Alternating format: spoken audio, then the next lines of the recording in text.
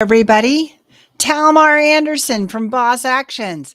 I'm here to talk about shortcuts. Yeah, I love a good shortcut, especially when I'm driving. I just want to get there. I know you're surprised, focused, and driven. That's how I drive.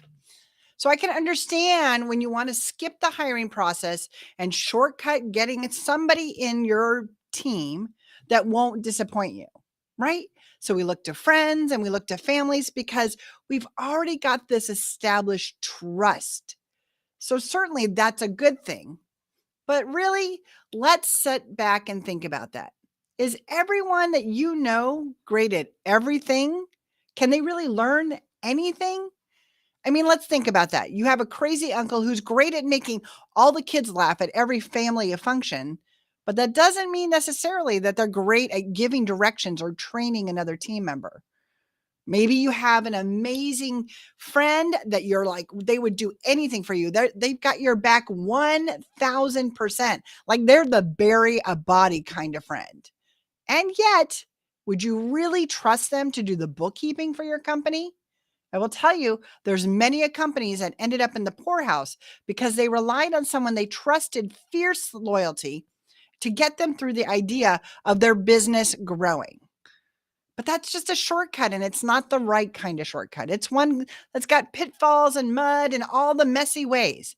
Because what we know is fierce loyalty does not equal profitability. You're shortcutting that trust in business that really needs to be about, I trust them to give me the results I need instead of I trust them to really do whatever I say. And they will. They're going to try really hard to make you happy because they care about you and they care about your business and they want to be somebody that contributes to your success. But what that means is they're going to have a really hard time telling you no. They're going to have a really hard time telling you when they're not really being successful or they don't have a lot of understanding of what they're doing. And they'll start to bury it, thinking, oh, we'll get to this later. It'll be okay. We'll get to it later. And then you end up with this company that has no money and people that are disconnected from what's doing. And you've ruined this beautiful, trusted relationship of a friend or a family member. It can be really, really sticky. So remember, when we're looking for trust, how do we know we trust a potential candidate when we're hiring? We're looking for a pattern that lets us believe we will get the results we need, right? A pattern of success, a pattern of delivering training if they've done that in the past. What kind of teams have they trained? What were they training them on? Was it an online solution? Was it how to manage, right? What kind of training did that person have success at? And then we find our pattern through our interview questions and our reference check. And we just keep gathering the data and the information on the key markers for your success.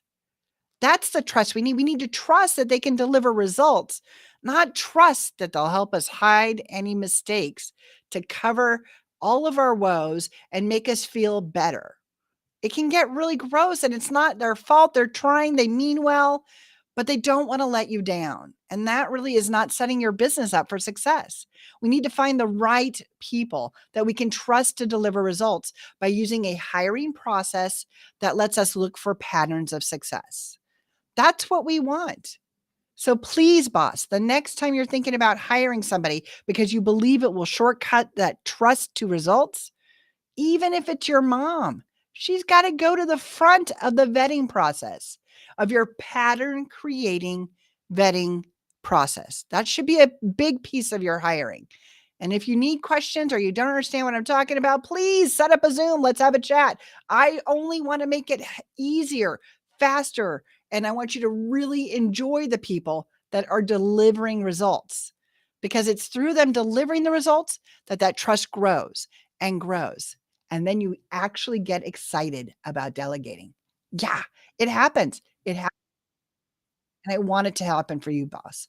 You don't have to build a business by burning out. You do have to empower yourself with the skills, the knowledge, and the process that will let you build the best team for your business right now. All right, boss on.